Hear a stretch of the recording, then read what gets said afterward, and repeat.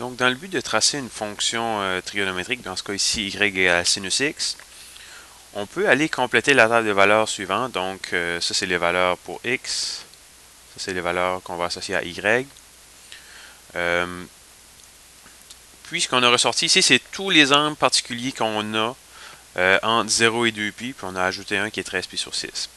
Donc, si on commence par la valeur ici, π sur 6, π sur 6 en radian, c'est équivalent à 30 degrés. Donc, on peut placer notre triangle particulier de 30 degrés. Comme ceci, l'angle est 30 là. On avait 1, 2, racine carrée de 3. Puisqu'on est dans le premier cadran, on a que le x est positif et le y est positif. Donc, on se rappelle que le sinus, c'est le y sur le rayon. Donc, on a directement π sur 6 qui se trouve à être, le sinus de π sur 6 qui se trouve à être 1,5. Le π sur 6, il est aussi coterminal avec 13 π sur 6. Donc, l'angle ici, qui fait un tour au complet puis qui se déplace de π sur 6 de plus que 2π, ça se trouve être un angle coterminal, donc il va avoir la même valeur. Le sinus va avoir la même valeur qu'à π sur 6. Donc, à 13 π sur 6, je vais aussi avoir 1,5. Maintenant, on peut aller trouver une autre valeur. Par exemple, on peut prendre l'angle 5π sur 4. 5π sur 4, ça se trouve à être dans le cadran 3. L'angle est 225 degrés, donc l'angle par rapport à l'axe des x va être 45 degrés. Donc, on a 1, 1, racine de 2 comme triangle particulier. Puisque je suis dans le cadran 3, le x est négatif, le y est négatif. Donc, mon sinus ici va être moins 1 sur racine carrée de 2. Donc, on va sauter quelques étapes ici, mais on va simplement prendre quelques valeurs, puis on va travailler avec la table de valeurs complétée pour les tracés graphiques. Donc, la dernière valeur que je vais aller vérifier, c'est à π sur 2, donc à 90 degrés. 90 degrés, ça se trouve à être ici. C'est sur l'axe, on ne prend pas un des triangles particulier. Ce qu'on peut prendre, c'est les coordonnées de ce point-là, donc 0, 1. Donc, mon y est plus 1. Mon r aussi est plus 1. La distance entre l'origine et le point est 1. Donc, ça va me faire que le sinus de π sur 2 est 1. Puis, on peut faire ce travail-là pour toutes les valeurs. Ce que ça va nous donner, c'est la méga table des valeurs suivantes. Donc, ici, on a beaucoup trop de valeurs pour ce qu'on en a besoin. Mais pour commencer, on va s'en servir, puis on va voir qu'on va pouvoir repérer certains points particuliers dans cette fonction-là.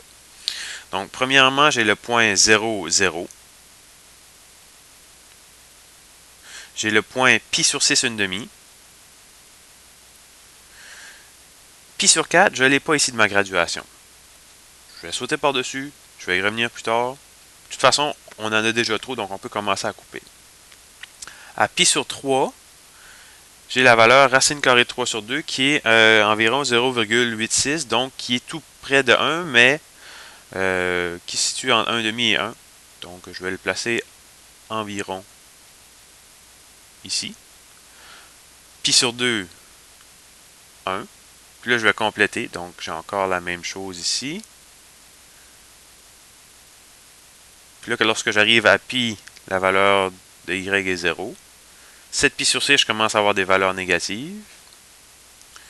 Je continue comme cela.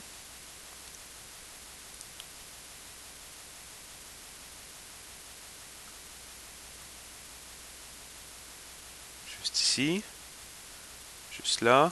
À 2π, on retourne à 0.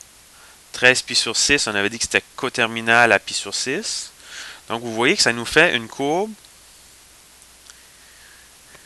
qu'on va appeler un sinusoïde, qui est une espèce de vague. Et elle va se répéter parce que 7π sur 3, c'est coterminal à π sur 3. Donc, on va avoir encore à peu près la même hauteur. 5π sur 2 coterminal à π sur 2, et ainsi de suite. Donc, on aura une courbe qui va se prolonger comme ça vers la droite. Et la même chose va se produire vers la gauche aussi. Comme ceci. ici, et ainsi de suite. Donc, mon fameux pi sur 4, 1 sur racine de 2, je vais lui revenir. Pi sur 4, c'est la moitié de pi sur 2. Donc, si on se trouve à peu près ici, dans ma graduation. Et 1 sur racine de 2, si on prend la calculatrice, on va vérifier que c'est environ 0,7. Donc, ça se trouve à être un peu plus haut qu'une demi, plus bas que mon 0,8 ici. Donc, quelque part là-dedans, on voit que ça concorde avec la courbe. Donc, maintenant, je peux aller relier les points de cette courbe-là.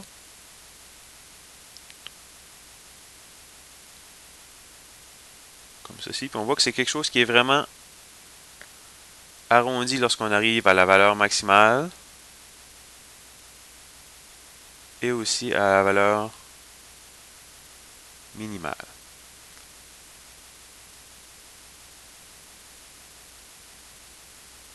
Quelque chose comme ça. Donc, c'est une fonction sinusoïdale. Voici les graphiques de base y égale à sinus x. C'est une fonction qui est particulière. On l'appelle ça une fonction périodique.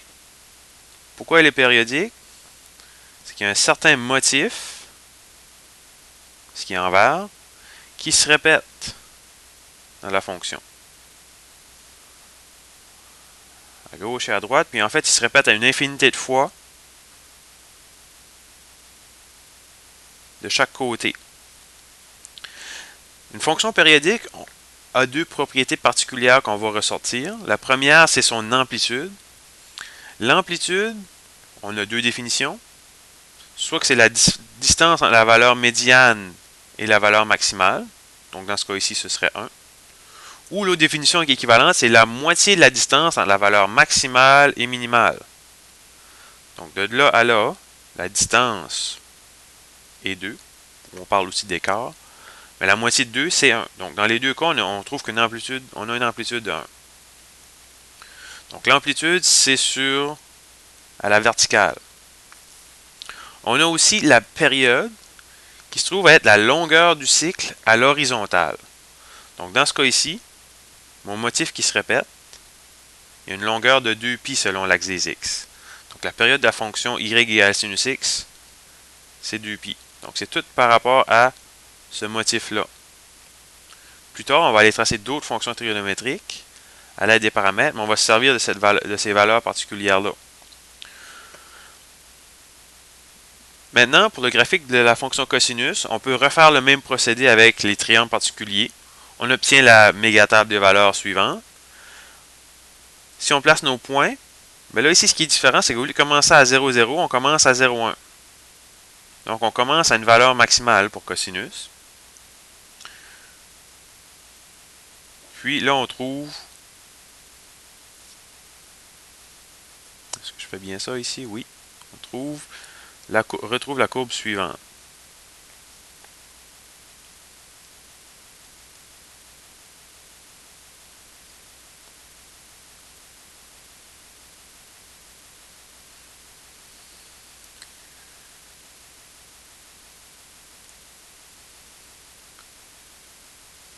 Elle aussi sera périodique. La longueur de la période sera la même.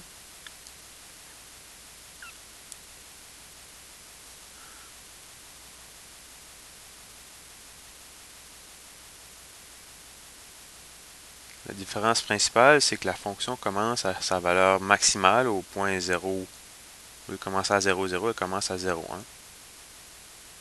Puis on a cette courbe-là. Donc on remarque encore ici qu'on a un motif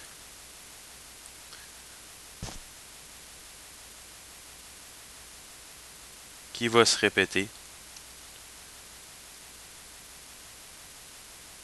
une infinité de fois. Donc là, j'ai pas réussi à le faire.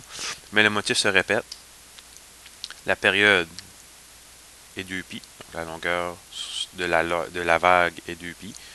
Et la hauteur du milieu de la courbe à sa valeur maximale est 1 là aussi.